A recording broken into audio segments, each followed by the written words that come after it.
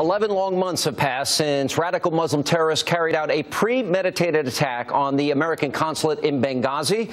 Now, sadly, as we know all too well, the al-Qaeda-affiliated assault took the lives of 4 Americans, including U.S. Ambassador Christopher Stevens. But to make matters even worse for the family members of the victims, the Obama administration has now announced it is filing criminal charges against a militia leader who is believed to have helped orchestrate this raid. Now, let me repeat. The cold-blooded terrorist Ahmad Khattala, who helped brutally assassinate 4 Americans, he's now facing criminal charges for his actions.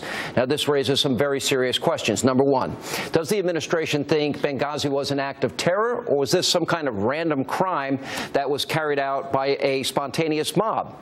Now, this wouldn't be the first time that we've heard that. For example, there's a crude and disgusting video sparked outrage throughout the Muslim world.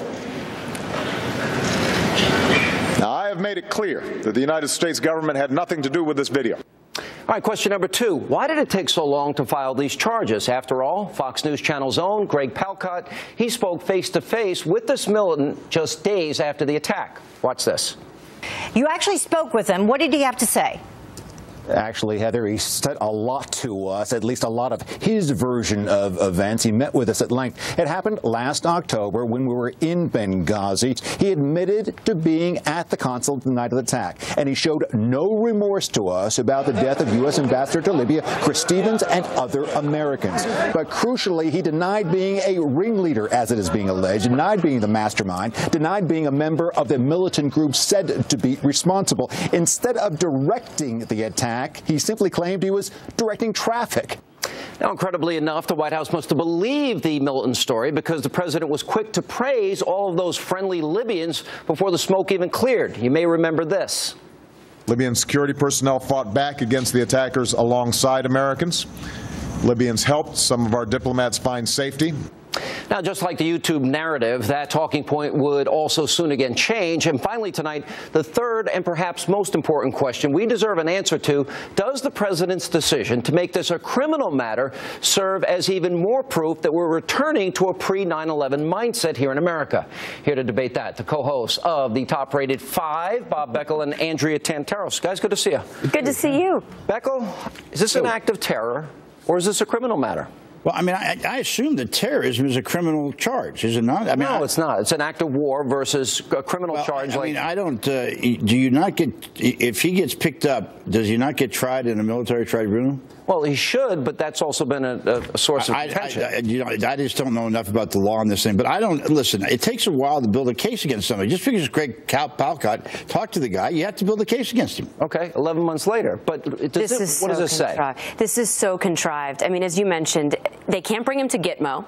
Right? So they have no choice but do this. It's legal placebo, Sean. They have no intention of really going after this guy. They would have done it sooner. I think that they feel pressure because news outlets are breaking stories. They're sitting down with this guy. This guy is begging to be interviewed.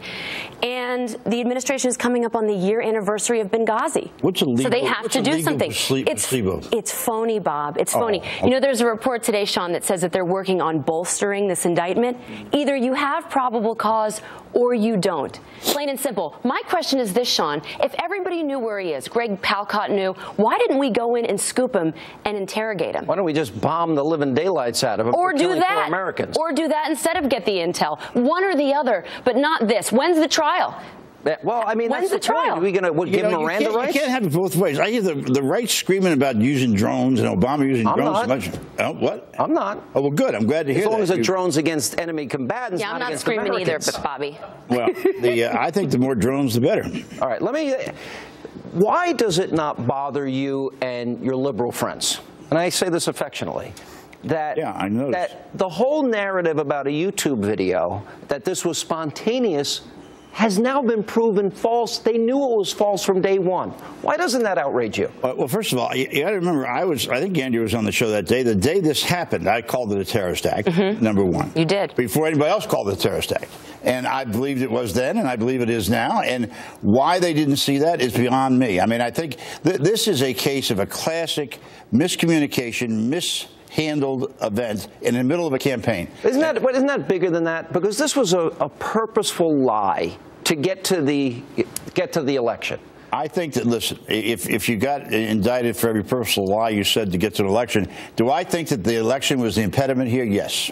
I do. Well, that's an honest answer. Well, they didn't secure the embassy leading up to this, even though the ambassador had asked for security repeatedly. They didn't scramble the jets. They didn't send in reinforcements. And in the days and weeks and months that followed, Sean, why wasn't the FBI able to get on the ground? Other news organizations were able to obtain the ambassador's diary. Why hasn't the U.S. government brought this person to justice? Obama pledged that he would, and now they're making us think that they're doing something yet again when these criminal charges mean absolutely nothing. Remember, in fairness to them, the FBI was not allowed into Libya by the Libyan government. Oh, I wonder why. Maybe because our president came out and called them a liar, essentially, and said that it wasn't a terror attack. You're being very rude to the president tonight, I think. I don't think I'm being rude. I just think I'm being tough because he deserves it. We've got the show trial with Major Hasan going on right now. He's screaming Allahu Akbar as he kills people. He described himself this week as Mujahideen. It was obvious that that was a terror attack, but our government, our president, said this was workplace violence. Shouldn't we correct the record and call it what it is? But it goes beyond that. I don't understand for the life of me why it is that the evidence was so overwhelming that this guy was essentially a terrorist for months prior to this incident happening, and yet nobody turn the evidence over to whoever is responsible for getting this guy under control. But don't words matter? Shouldn't we be told the truth? My kids get in more trouble when they lie versus what they do, right? Words matter and actions matter as well. And none of these words were going to bring this person to justice. None of them have been backed up by actions, and he refuses to say, President Obama refuses to say Islamic. Why? Bob, I give you lots of credit. You call them out when they do something wrong. You really do. Why can't this administration do the same? It's maddening, it's mind-boggling, and it's so deceitful to the American public. I can tell you why, because a lot of diplomats actually believe somehow we're going to convince millions of Muslims around the globe to like us.